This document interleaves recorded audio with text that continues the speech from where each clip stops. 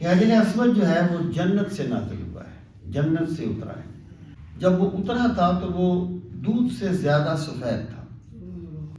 یہ سب سے آخر میں فوت ہونے والے صحابی ہیں اور سیدنا علی المرتضیٰ رضی اللہ تعالیٰ عنہ کے وفادار ساتھیوں میں ان کا شمار ہوتا ہے۔ یہ پھر بھی حتی الامکان اگر کوئی بندہ گھوم کے بھی آ سکے تو وہ گھوم کے بھی آ جائے، یا کھلی جگہ پر زیادہ ہوتا ہے۔ اس کی وجہ یہ ہے کہ تاکہ قیامت کے دن جب وہ ان راستوں سے تکبیریں پڑھتے ہوئے گزرے گا، بندہ کبھی مسجد میں وضو کرنے کے لیے بھی چلا جائے تو وہ مسجد کے احترام میں 2 نفل ضرور پڑھے۔ اعوذ باللہ من الشیطان الرجیم، بسم اللہ الرحمن الرحیم۔ باب دخول مکہ والطواف، الفصل الاول۔ یہ کتاب المناسک میں باب قائم کیا گیا کہ مکہ مکرمہ میں کس وقت داخل ہونا چاہیے اور کیسے داخل ہونا چاہیے، اور طواف کس طریقے سے اور کس وقت کرنا چاہیے۔ عن نافع قال ان ابن عمر کان لا یقدم مکہ الا بات بذی طوا حین یصبح ویغتسل ویصلی فیدخل مکہ نہارا۔ حضرت نافع کہتے ہیں، نافع جو ہیں حضرت ابن عمر کے غلام ہیں اور بہت بڑے عالم ہیں۔ وہ کہتے ہیں کہ ان ابن عمر کان لا یقدم مکہ تھا، کہ حضرت ابن عمر رضی اللہ تعالیٰ عنہ مکہ مکرمہ میں داخل نہیں ہوتے تھے، الا باتا بذی طوا، مگر آپ رات ذی طوا میں بسر کرتے تھے۔ یہ ایک آبادی ہے، یہ جگہ تھی مکہ مکرمہ کے بالکل قریب، یعنی جب آپ مکہ مکرمہ میں آپ آتے تو رات ذی طوا میں بسر کرتے، حتیٰ یصبح، یہاں تک کہ وہاں آپ صبح کرتے، ویغتسل، پھر غسل کرتے صبح، ویصلی، اور نوافل پڑھتے، فیدخل مکہ نہارا، پھر وہ دن کے وقت مکہ مکرمہ میں داخل ہوتے۔ وَإِذَا نَفَرَ مِنْهَا، اور جب آپ وہاں سے نکلتے مکہ مکرمہ سے، مرہ بذی طوا، پھر ذی طوا کے پاس سے گزرتے، وَبَاتَ بِهَا، آپ رات وہاں بسر کرتے، حتیٰ یصبح، یہاں تک کہ صبح ہو جاتی، وَيَذْكُرُ، اور آپ یہ فرمایا کرتے تھے، ان النبی صلی اللہ علیہ وسلم کان یفعل ذلک، کہ رسول کریم صلی اللہ تعالیٰ علیہ وآلہ وسلم اسی طریقے سے کیا کرتے تھے۔ مراد یہ ہے کہ ایک تو رسول کریم علیہ الصلوۃ والسلام کی جو اطاعت کا جذبہ تھا اس کو واضح فرمایا کہ یہ کام میں اس لیے کرتا ہوں کہ سرکار ایسے کرتے تھے۔ اب یہ ہے کہ رسول کریم صلی اللہ تعالیٰ علیہ وآلہ وسلم جب بھی یعنی آپ تشریف لاتے تو آپ رات کے وقت مکہ مکرمہ میں داخل نہیں ہوتے تھے۔ علماء فرماتے ہیں کہ دن کے وقت اس لیے داخل ہوتے تھے سرکار کہ ایک تو یعنی رات وہاں پر بسر کر لی، تازہ غسل کر لیا، نوافل پڑھ لیے، اور پھر جب پہلی نظر بندے کی بیت اللہ شریف پر پڑے تو روشنی میں پڑے، اندھیرا نہ ہو۔ تو یعنی اس وجہ سے یہ مکہ مکرمہ کے گویا احترام میں آپ رات وہاں بسر کرتے تو دن کے وقت مکہ مکرمہ میں بیت اللہ شریف میں یا مکہ مکرمہ میں داخل ہوتے۔ اب یہ اس میں علماء کی مختلف آراء ہیں، یعنی ظاہر ہے کہ اگر کوئی بندہ وہاں پر رات کو 2 بجے بھی چلا گیا تو اس نے کوئی گناہ تو نہیں کیا نا، لیکن بہتر کیا چیز ہے؟ تو اگر بندے کے لیے ممکن ہو تو وہ دن کے وقت مکہ مکرمہ میں داخل ہو تاکہ روشنی میں اس کی نظر جو ہے وہ بیت اللہ شریف پر پڑے۔ اور پھر آپ فرماتے ہیں کہ جب آپ واپس جاتے تھے تو پھر ذی طوا میں رات بسر کرتے تھے، کہ سرکار اس طریقے سے کرتے تھے۔ تو اس کا ایک مطلب یہ بھی ہو سکتا ہے کہ مکہ مکرمہ سے انسان نکل تو گیا ہے لیکن اس کا دل ابھی مکہ مکرمہ میں اٹکا ہوا ہے، تو وہ مکہ مکرمہ کے ساتھ ہی قیام ایک رات سرکار فرما لیتے تھے، یا اس کا یہ مطلب بھی بیان کیا گیا ہے کہ آپ جا کر وہاں قیام فرماتے رات کو، تاکہ جو صحابہ کرام باقی رہ گئے ہیں وہ بھی آپ کے ساتھ مل جائیں اور پھر آپ اگلا سفر شروع فرمائیں۔ تو بہرحال رسول کریم علیہ الصلوۃ والسلام دن کے وقت مکہ مکرمہ میں داخل ہوتے تھے۔ وعن عائشہ رضی اللہ تعالی عنہ قالت ان النبی صلی اللہ علیہ وسلم لما جاء الى مکہ دخلها من اعلیها وخرج من اسفلها۔ سیدہ عائشہ فرماتی ہیں یعنی وہ تو وقت تھا نا کہ کس وقت آپ داخل ہوتے تھے، اب یہ مقام ہے۔ تو سیدہ عائشہ فرماتی ہیں کہ رسول کریم صلی اللہ تعالیٰ علیہ وآلہ وسلم جب بھی آپ مکہ مکرمہ میں تشریف لاتے تو اوپر کی جگہ سے تشریف لاتے، یعنی جو بلندی یعنی والی سائڈ ہے، جدھر جنت المالا ہے، جس کو جنت المالا کہا جاتا ہے، جنت المالا جس طرف ہے تو وہ جگہ بلند ہے، تو آپ ادھر سے تشریف لاتے۔ اور وخرج من اسفلها، جب آپ نکلتے تھے تو پھر جو نشیبی جگہ ہوتی تھی اس سے نکلتے تھے۔ اچھا، اس میں ایک تو یعنی اس سے مراد یہ ہے کہ جیسے عید کے کہا جاتا ہے نا، یہ بھی مسنون اعمال میں سے ہے کہ راستے بدل کے بندہ عید کی نماز پڑھنے کے لیے جائے، یعنی جس راستے سے آیا ہے تو دوسرے راستے سے جائے۔ یہ ظاہر ہے اس وقت تھوڑے سے حالات مختلف ہیں، اب ایک بندے کا یہ گھر ہے تو ظاہر ہے وہ ادھر ایسے ہی آئے گا، لیکن بہرحال یہ پھر بھی حتی الامکان اگر کوئی بندہ گھوم کے بھی آ سکے تو وہ گھوم کے بھی آ جائے، یا کھلی جگہ پر زیادہ ہوتا ہے۔ اس کی وجہ یہ ہے کہ تاکہ قیامت کے دن جب وہ ان راستوں سے تکبیریں پڑھتے ہوئے گزرے گا تو قیامت کے دن راستے اس کے ایمان کی گواہی دیں۔ اس لیے آپ نے اس کی تحسین فرمائی کہ راستہ بدل کے آئیں۔ تو مکہ مکرمہ میں بھی آپ دونوں راستوں سے داخل ہوتے تھے تاکہ دونوں راستے جو ہیں وہ قیامت کے دن گواہی دیں کہ آپ یہاں پر مکہ مکرمہ میں آپ تشریف لائے تھے۔ اور یہاں پر یہ یعنی خرج من اسفلھا جو ہے، یہاں باب الشبیکہ آج کل ہے، تو یہ وہ جگہ ہے۔ ان عروۃ بن زبیر قال قد حج النبی صلی اللہ علیہ وسلم فاخبرتنی عائشہ ان اول شیء بدأ به حين قدم مکہ انہ توضأ۔ حضرت عروہ بن زبیر یہ حضرت عائشہ الصدیقہ رضی اللہ تعالی عنہ کے بانجے ہیں، اور حضرت عائشہ رضی اللہ تعالی عنہا سے بہت زیادہ انہوں نے روایات کی ہیں۔ یہ حضرت اسماء کے بیٹے تھے۔ وہ کہتے ہیں قد حج النبی، کہ رسول کریم علیہ الصلوۃ والسلام نے حج کیا، فاخبرتنی عائشہ، تو مجھے حضرت عائشہ نے خبر دی، ان اول شیء بدأ به، کہ وہ پہلی چیز جو آپ جس کے ساتھ آپ نے مکہ مکرمہ میں یعنی داخل ہونے کے بعد جو آپ نے پہلا کام کیا، جب مکہ مکرمہ میں انہ توضأ، کہ آپ نے تازہ وضو فرمایا، ثم طاف بالبیت، پھر آپ نے بیت اللہ شریف کا طواف کیا۔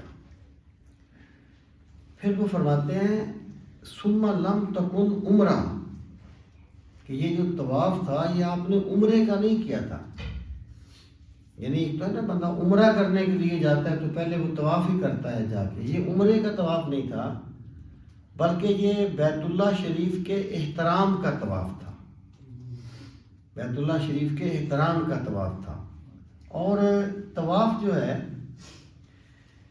یہ آپ جانتے ہیں کہ اس میں 7 چکر ہوتے ہیں، اور ہر چکر جو ہے وہ حجر اسود والے کونے سے شروع ہو کے وہیں پر آ کے ختم ہوتا ہے۔ شاہ ولی اللہ مقدس دل بھی کہتے ہیں کہ طواف اس لیے رکھا گیا ہے کہ جیسے ایک بندہ جو ہے وہ اپنے محبوب کے گھر کے ارد گرد گھومتا رہتا ہے، یعنی اس کی اتنی اس میں ہمت نہیں ہوتی کہ محبوب کے گھر میں داخل ہو جائے، تو وہ ایک کیفیت میں ایک کیف کے عالم میں گھومتا رہتا ہے، تو وہ بندہ بھی اپنے رب کے گھر گھومتا رہتا ہے اس کی محبت میں، اس کو طواف کہا گیا ہے۔ تو فرماتے ہیں کہ یہ عمرے کا طواف نہیں تھا، ثم حج ابو بکر، یعنی پھر حضرت ابو بکر نے حج کیا.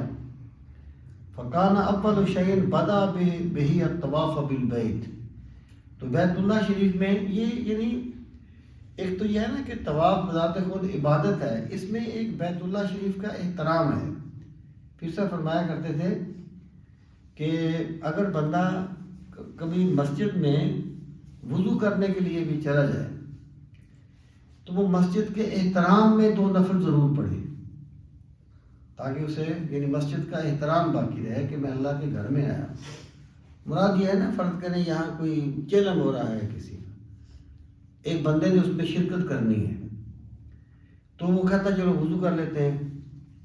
اچھی بات ہے، وہ وضو کر لے، تو پھر وہ وضو کرنے کے بعد نکل نہ جائے بلکہ وہ مسجد کے احترام میں 2 رکعت نماز نفل پڑھے تاکہ اللہ کے گھر کا احترام باقی رہے. اگر وہ ویسے ہی چلا گیا تو گویا اس نے مسجد کو صرف وضو کرنے کی جگہ سمجھ لیا ہے، اس نے وہ اس احترام کا مظاہرہ نہیں کیا جو اسے کرنا چاہیے تھا. تو ایسے ہی یہ جو طواف ہے اس میں تعظیم بیت اللہ کا پہلو بھی پایا جاتا ہے. ثم حج ابو بکر، پھر حضرت ابو بکر صدیق رضی اللہ تعالیٰ عنہ نے حج کیا. فکانا اول شیء بدا بہ الطواف بالبیت، انہوں نے بھی جو پہلا کام کیا وہ بیت اللہ شریف کا طواف تھا. ثم لم تکن عمرہ، یہ بھی عمرہ نہیں تھا، پھر بھی عمرہ نہیں تھا. ثم عثمان مثل ذلک، حضرت عثمان رضی اللہ تعالیٰ عنہ نے بھی ایسے ہی کیا.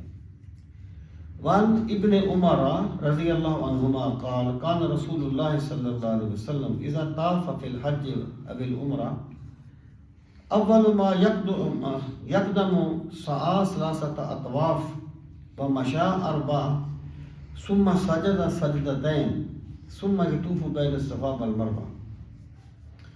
ابن عمر کہتے ہیں کہ رسول کریم صلی اللہ تعالیٰ علیہ وآلہ وسلم کا طریقہ مبارک یہ تھا کہ اذا طاف فی الحج والعمرہ، جب بھی آپ حج یا عمرہ میں طواف کرتے تھے، جب بھی آپ پہلی مرتبہ داخل ہوتے، سعی 3 اطواف، تو پہلے 3 چکروں میں آپ سا کا معنی ویسے کوشش کرنا ہے صحیح کرنا، بھاگنا اس معنی میں، یعنی اس کا لفظی معنی، لیکن اس سے مراد یہی ہے کہ آپ وہ جو جس کو رمل کہتے ہیں، یعنی سینہ تان کے چلنا پہلے طواف کے 3 چکروں میں، اس سے یہ مراد ہے. ومشى 4، یعنی 3 چکروں میں آپ سینہ تان کے چلتے تھے اور پھر آپ 4 چکروں میں وہ روٹین کے مطابق چلتے تھے. پہلے 3 چکروں میں آپ سینہ تان کے چلتے تھے اور پھر 4 چکروں میں روٹین کے مطابق جیسے آپ چلتے تھے ایسے ہی چلا کرتے تھے.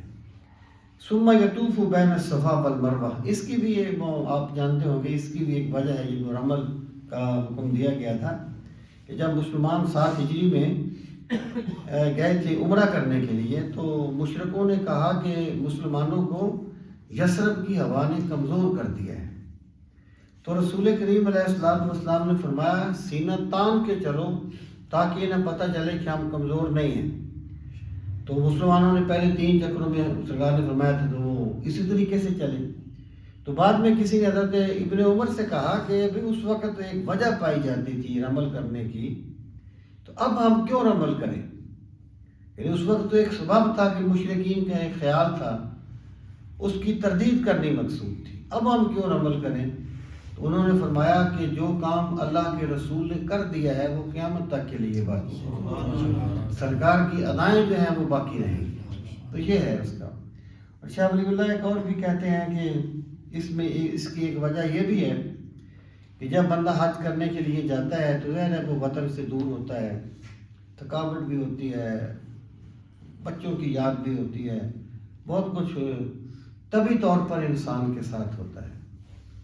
دعوے کرنے اور چیز ہے، طبی طور پر بہت کچھ انسان کے ساتھ ہوتا ہے، وہ کہیں بھی ہو. تو وہ کہتے ہیں کہ طواف میں یہ کہا گیا کہ پہلے 3 چکروں میں سینہ تان کے چلو. گویا بندہ اللہ تعالیٰ سے یہ عرض کرتا ہے کہ پروردگار اگرچہ میں اپنے وطن سے دور ہوں، عزیز و اقارب سے دور ہوں، لیکن میں تیری محبت میں مست ہوں اور میں مستی کی کیفیت میں چل رہا ہوں. یہ بھی اس کی ایک حکمت بیان کی گئی. ومشى اربع ثم سجد سجدتین، پھر آپ 2 رکعت نماز نفل ادا فرماتے تھے. ثم یطوف بین الصفا والمروہ، پھر آپ صفا اور مروہ کے درمیان صحیح فرماتے تھے. یطوفوں کا معنی ویسے یہ گھومنا ہی ہے، لیکن یہاں اس سے مراد صحیح ہے. وانو قال رمل رسول اللہ صلی اللہ علیہ وسلم من الحجر الى الحجر ثلاثا. انہی سے مروی ہے حضرت ابن عمر سے کہ رسول کریم صلی اللہ تعالیٰ علیہ وآلہ وسلم نے رمل فرمایا حجر سے حجر تک 3 مرتبہ. طواف حجر اسود سے شروع ہوا اور حجر اسود پر آ کر ختم ہوا یہ ہے حجر سے حجر. تو مطلب یہ ہے کہ پہلے 3 چکروں میں آپ نے رمل فرمایا جو میں نے آپ سے ابھی عرض کیا. ومشى اربعا، اور آپ 4 چکروں میں روٹین کے مطابق چلیں. وَكَانَ يَسْعَى بِبَطْنِ الْمَسِيلِ اِذَا طَافَ بَيْنَ الصَّفَا وَالْمَرْوَةِ، کہ جب رسول کریم صلی اللہ تعالیٰ علیہ وآلہ وسلم صفا اور مروہ کے درمیان گھومتے تھے. طافہ کا لفظی معنی گھومنا ہوتا ہے، اس سے مراد ہے صحیح کرنا. جب آپ صفا اور مروہ کے درمیان صحیح کرتے تھے تو یسعیٰ ببطن المسیل، تو نشیبی وادی میں آپ بھاگتے تھے.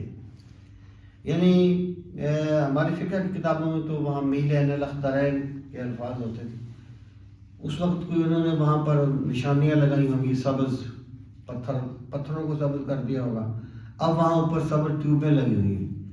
تو طواف کرتے ہوئے جب وہاں پہنچتا ہے وہ سعی کرتے ہوئے، تو وہاں حضرت ہاجرہ بھاگی تھی نا.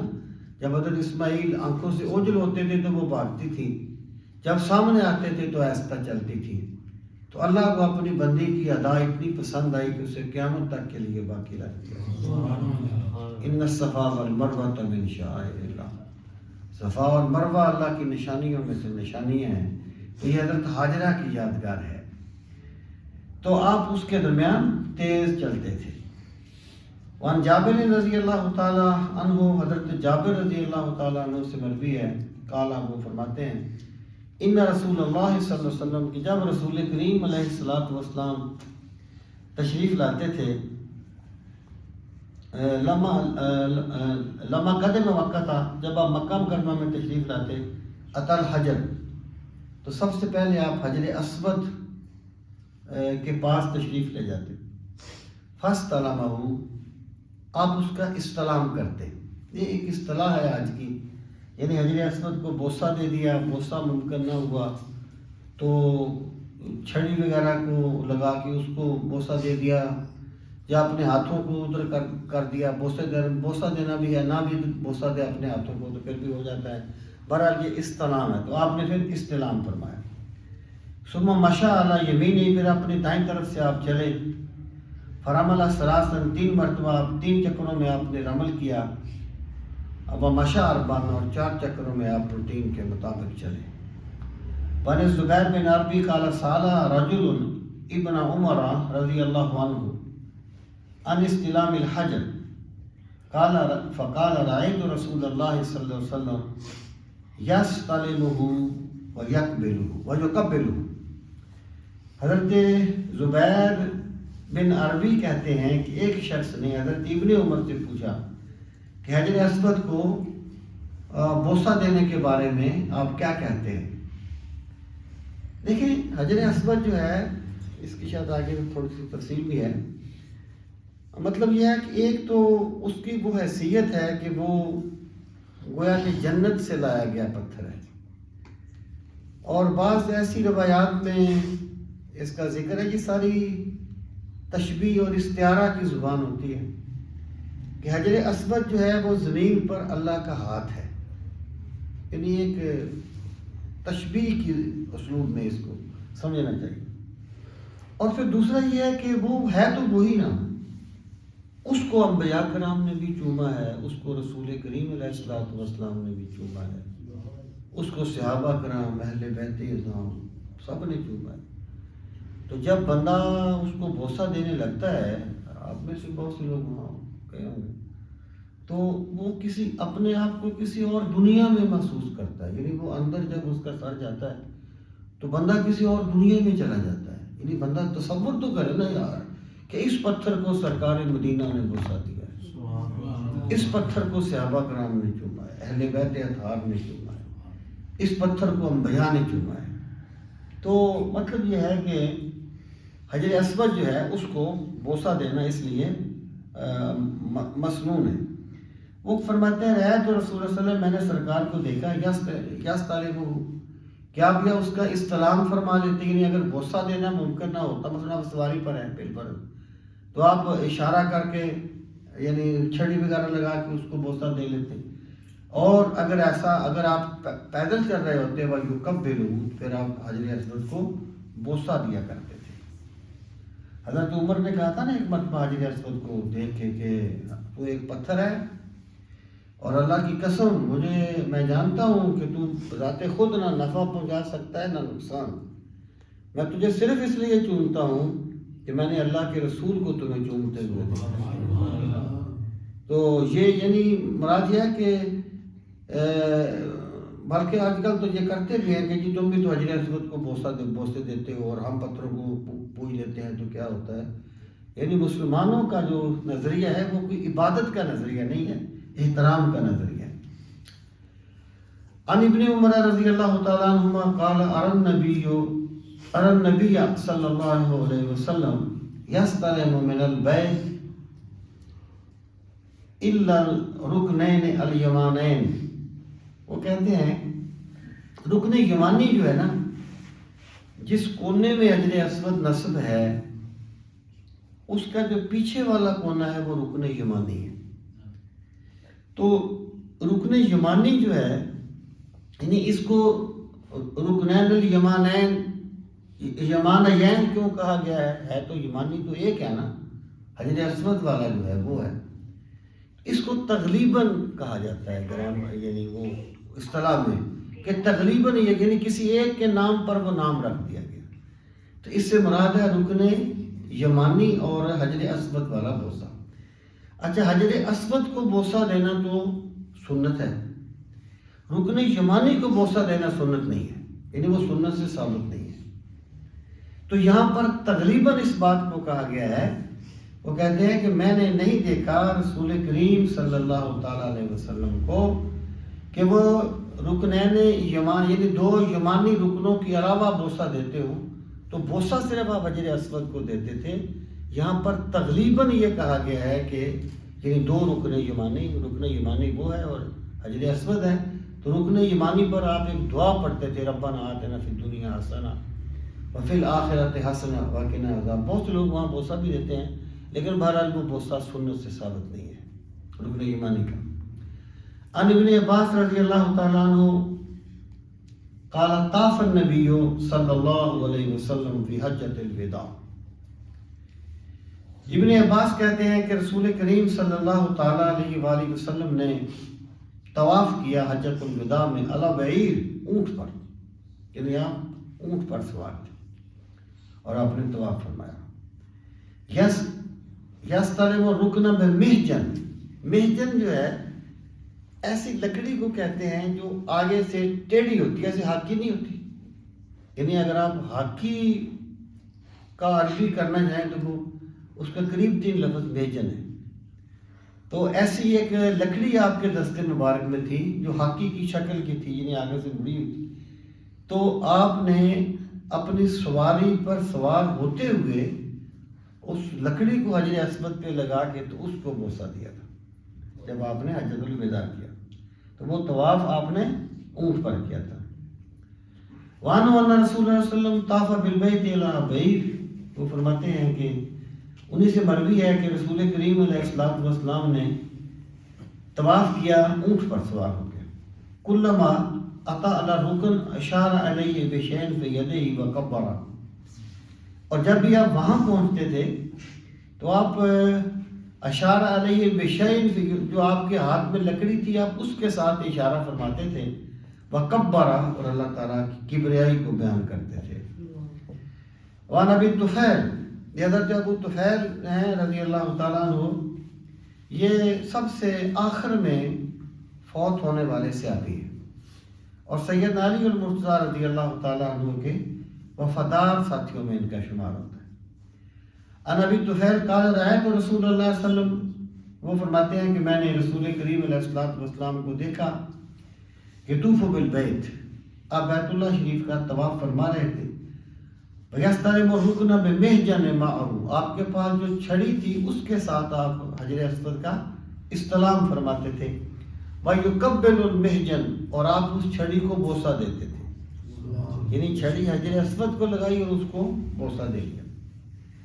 وعن عائشہ رضی اللہ تعالیٰ عنہ قالت خرجنا مع النبی صلی اللہ علیہ وسلم،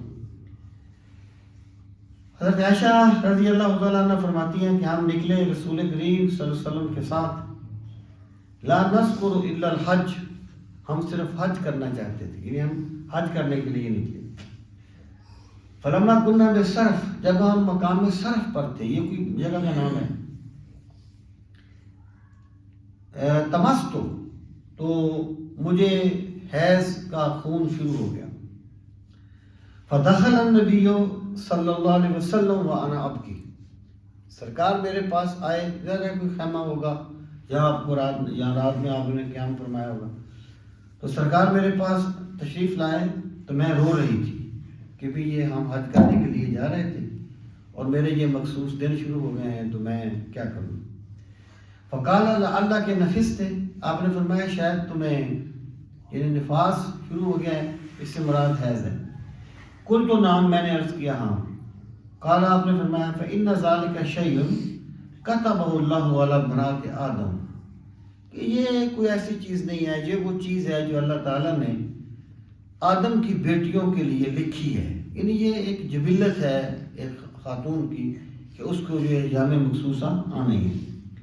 فافعلی ما یفعل الحاج، تو جس طریقے سے دوسرے حاجی کرتے ہیں تم بھی اس طریقے سے کرو، غیر اللہ تطوفی بالبیت حتی تطہری، یہاں تک کہ تم بیت اللہ کا طواف نہیں کرو گے، بیت اللہ کا طواف نہ کریں گی، تم آپ طواف نہ کریں یہاں تک کہ پاک ہو جائیں۔ تو طواف کرنے کے لیے تقریباً وہی شرائط ہیں جو نماز کی شرائط ہوتی ہیں، جس لیے پاک ہونا بندے کے لیے ضروری ہوتا ہے۔ ایسے وضو کرنے میں اختلاف ہے، لیکن پھر بھی ادباً وضو کرنا بھی ضروری ہوتا ہے۔ ان ابی ہریرہ رضی اللہ تعالیٰ عنہ قال بعثنی ابو بکر فی حجۃ الوداع التي امرہ النبی علیہا قبل حجۃ الوداع یوم النحر فی راحت۔ حضرت ابو ہریرہ کہتے ہیں کہ بعثنی ابو بکر، مجھے ابو بکر صدیق رضی اللہ عنہ نے بھیجا، فی حجۃ التي امرہ النبی، امرہ نبی، امرہ یعنی اس حج میں جس میں رسول کریم صلی اللہ علیہ وسلم نے حضرت ابو بکر کو امیر حج مقرر کیا تھا۔ یہ امرہ کا لفظ، امرہ لفظ ہے۔ ایسے امرہ کا معنی بھی امیر حج مقرر کرنا ہوتا ہے، لیکن یہ امرہ میں مزید یہ اس کی وضاحت ہوتی ہے۔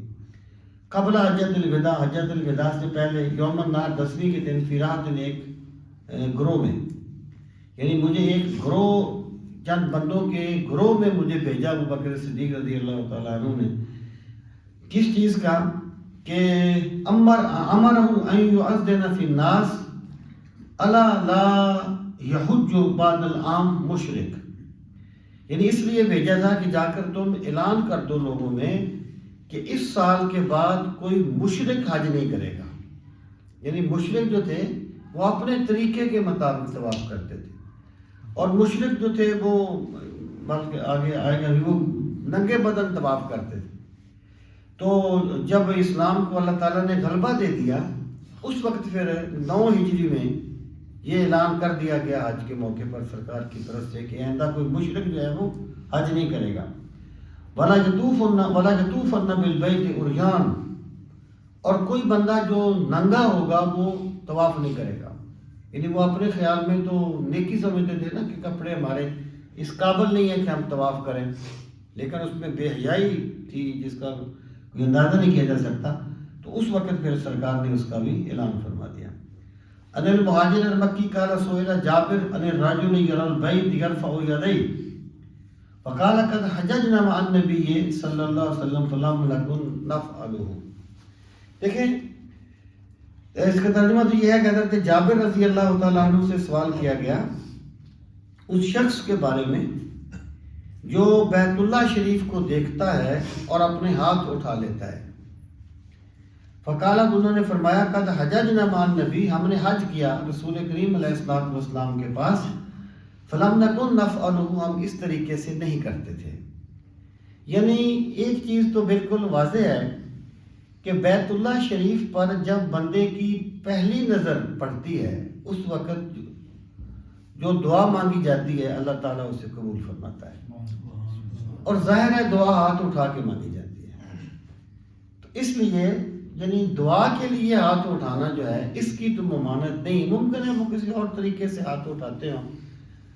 بہرحال پہلی مرتبہ جب یعنی بندے کی وہ نظر پڑے بیت اللہ شریف پر، بڑی بڑی لمبی لمبی دعائیں کرتے ہیں لوگ، اور بڑے رکت کے ساتھ دعائیں کرتے ہیں، کیونکہ وہ روایات میں آتا ہے کہ جو نظر پہلی مرتبہ اللہ کے گھر پر پڑتی ہے اللہ اسے قبول فرماتا ہے، جو بھی دعا اس وقت مانگی جائے اللہ تعالیٰ اسے قبول فرماتا ہے۔ تو پہلی مرتبہ دعا ہاتھ اٹھا کے مانگی جاتی ہے، اس کے بعد جب بھی اس کی نظر پڑتی ہے وہ دل میں دعا مانگ لے یا جس طریقے سے بھی مانگ لے وہ الگ بات ہے۔ تو یہاں پر یعنی دعا مانگنے کی ممانعت نہیں ہے، ممکن ہے وہ کس طریقے سے ہاتھ بلند کرتے ہوں پہلے لوگ، اس سے منع کیا گیا۔ ان ابی ہریرہ رضی اللہ تعالیٰ عنہ قال اقبل رسول اللہ صلی اللہ علیہ وسلم فدخل مکہ، ابو ہریرہ کہتے ہیں کہ رسول اللہ صلی اللہ علیہ وسلم تشریف لائے، پس آپ مکہ میں داخل ہو گئے، فاقبل الی الحجر، پھر آپ حجر اسود کے پاس تشریف لے گئے۔ یعنی جب بھی بندہ جائے گا بیت اللہ شریف میں سب سے پہلے وہ طواف ہی کرے گا نا، اور طواف جو ہے وہ حجر اسود سے شروع ہوگا۔ فاستلموا، آپ نے اس کا استلام فرمایا، ثم طاف بالبیت، پھر آپ نے بیت اللہ شریف کا طواف کیا، ثم اتی الصفا، پھر آپ صفا کی طرف تشریف لے گئے، فعلاؤ، صفا پر چڑھ گئے، یعنی وہ پہاڑی ہوگی نا، اس وقت تو پہاڑیاں تھیں، اب تو ظاہر ہے وہ اس طرح طریقے سے نہیں ہے، آپ اوپر چڑھ گئے، حتی ینظر الی البیت، یہاں تک کہ آپ کھڑے صفا پر تھے اور دیکھ بیت اللہ شریف کو رہے تھے۔ فرفع یدیہ، پھر آپ نے اپنے دست مبارک بلند کیے، فجعل یذکر اللہ ما شاء ویدعو، تو آپ نے اللہ تعالیٰ کو یاد کیا جتنا آپ نے چاہا، اور آپ نے اللہ تعالیٰ سے دعائیں مانگی۔ عن ابن عباس رضی اللہ تعالیٰ عنہما ان النبی صلی اللہ علیہ وسلم، ابن عباس کہتے ہیں کہ رسول کریم صلی اللہ تعالیٰ علیہ وآلہ وسلم نے فرمایا الطواف حول البیت مثل الصلاۃ، کہ طواف جو ہے وہ بیت اللہ شریف کے گرد طواف کرنا نماز کی طرح ہے۔ اب ظاہر ہے نماز والے ارکان تو اس میں نہیں ہیں، تو تشبیہ جو ہوتی ہے جو کسی ایک چیز میں یا چند چیزوں میں ہوتی ہے، تشبیہ مکمل طور پر ہر چیز میں نہیں ہوتی، جس کو کہتے ہیں تشبیہ جو ہے من بعض الوجوہ ہوتی ہے، من کل الوجوہ نہیں ہوتی۔ اگر آپ نے کسی کو شیر کہا ہے تو اس کا مطلب یہ نہیں ہے کہ آپ نے اس کو درندہ کہا ہے، بلکہ آپ نے اس کی بہادری میں تشبیہ دی ہے۔ یہ جو کتے سے تشبیہ دے دیتے ہیں، جیسے سگدرا کہا جامی نامودے، یہ آج کل ویسے ہی وہ بولتے رہتے ہیں فضول، حالانکہ تشبیہ جو ہے وہ جانور ہونے میں نہیں ہے، بلکہ کتا ایک وفادار ہے، وفاداری میں تشبیہ ہوتی ہے۔ تو یہ بڑی واضح سی باتیں ہیں۔ تو آپ نے فرمایا کہ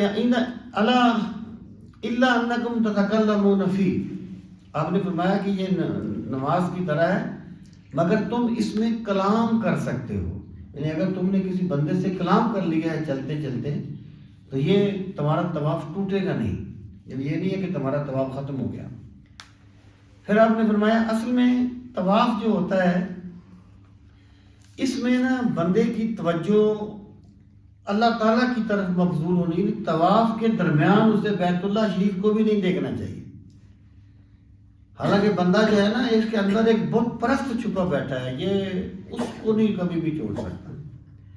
لیکن طواف جو ہوتا ہے وہ کہتے ہیں نا ممتاز مفتی، اس کی وہ کتاب ہے لبیک، اس کا غالباً نام ہے، ہاں لبیک ہی ہے میرے خیال میں، اور جو اس کا ناول ہے وہ حج کی روایت ہے اس کی، تو اس میں وہ کہتا ہے کہ وہ مرد عورتیں اکٹھے طواف کر رہے تھے، طواف تو اکٹھے کرتے ہیں نا سارے، تو ایک مولوی صاحب کھڑے تھے، وہ کہتے تھے وہ مرد عورتیں اکٹھے چل رہے ہیں اور الگ الگ ہو جاؤ۔ وہ کہتا ہے کہ میں یہ سمجھتا ہوں کہ جب طواف ہوتا ہے نا اس میں نہ مرد مرد ہوتا ہے نہ عورت عورت ہوتی ہے، سب اللہ کے بندے ہوتے ہیں، خدا ہوتا ہے اور خدا کے بندے ہوتے ہیں۔ تو یہ جو لوگ وہاں پر اونچی اونچی دعائیں پڑھتے ہیں یہ بھی اچھا نہیں کرتے، وہ گروپوں کی شکل میں وہ بازو پکڑے ہوئے ہیں، اونچی اونچی سب کو ڈسٹرب کر رہے ہیں۔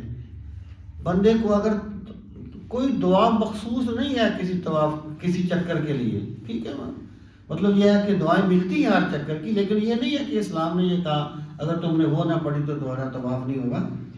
بندے کو جو دعا آتی ہے بندہ دل میں پڑھ لے، اپنے رب سے اس نے باتیں کرنی ہے، محبوب کے گھر کے گرد گھومتے ہوئے محبوب سے ہم کلام ہونا ہے، تو یہ جو تکلفات ہوتے ہیں نا ان کی کوئی حقیقت نہیں ہے۔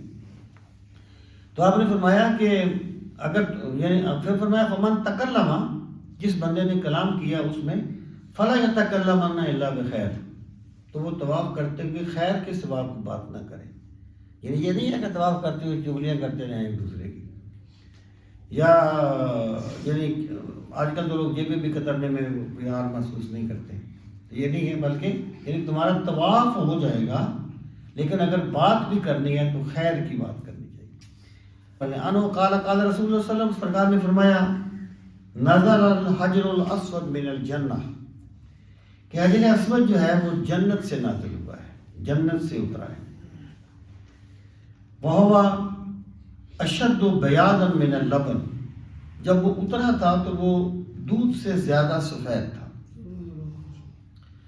فَسَوَّدَتْهُ خَطَايَا بَنِي آدم، تو انسانوں کے گناہوں نے اسے سیاہ کر دیا ہے، یعنی جب وہ اترا تھا تو وہ سفید، اس کی روشنی تھی اور وہ سفید تھا، پھر وہ لوگ اس کو بوسہ دیتے رہے۔ تو اچھا اس پر نہ پھر بحث کی گئی ہے کہ کیا یہ اس سے کیا مراد ہے، تو محدثین نے کہا جی ممکن ہے کہ اس میں تشبیہ ہو کہ یہ اتنا مقدس ہے گویا کہ جنت سے آیا ہے، ٹھیک، لیکن وہ پھر شاہ عبدالحق معتزل بھی کہتے ہیں کہ ٹھیک ہے اس کی تعویلیں بھی کی گئی ہیں، لیکن اگر تعویل نہ بھی کی جائے، اسے اس کے ظاہر پر رکھا جائے، پھر بھی کوئی مذائقہ نہیں ہے۔ ہم یہ کہیں گے کہ اللہ تعالیٰ نے بھیج دیا تھا حجر اسود کو، اچھا پھر یہ ہے کہ اگر اس پر پاس دنیا کے احوال بھی جاری ہوئے حجر اسود پر، مثلا اسے وہ چرا کے لے گئے تھے کرامتا، یہ جو باطنی، تو وہ کہتے ہیں جی اس کی وجہ یہ ہے کہ چیز تو جنت کی ہے، لیکن جب دنیا میں آئی تو اب اس پہ دنیا کے احوال گزرتے ہیں، جیسے حضرت عیسیٰ علیہ السلام، جو مثال میں دے رہا ہوں، شیخ صاحب نے نہیں لکھی، شیخ صاحب نے کوئی اور مثال لکھی ہے، جیسے حضرت عیسیٰ علیہ السلام آسمانوں پر زندہ ہے، لیکن وہ ہماری طرح انسانوں والی ان کی حاجتیں نہیں ہیں، کیونکہ عالم دوسرا ہے۔ تو جب یہ جنت کا پتھر یہاں آیا ہے تو اس پر پھر دنیا کے احوال گزرتے ہیں، تو پھر وہ کہتے ہیں ہاں اس سے ہمیں یہ بات سمجھ لینی چاہیے کہ انسان کا گناہ کتنا نقصان دہ ہے کہ وہ جنت کے چمکتے ہوئے پتھر کو بھی سیاہ کر دیتا ہے، تو گنہگار کے دل کا کیا عالم ہوتا ہوگا، اس کا دل کتنا سیاہ ہو چکا ہوگا، جبکہ ایک پتھر جو ہے جو جنت سے لایا گیا ہے وہ بھی انسانی خطاؤں کو چوس کر سیاہ ہو گیا۔ اللہ تعالیٰ ہمیں دین کا کام نصیب فرمائے۔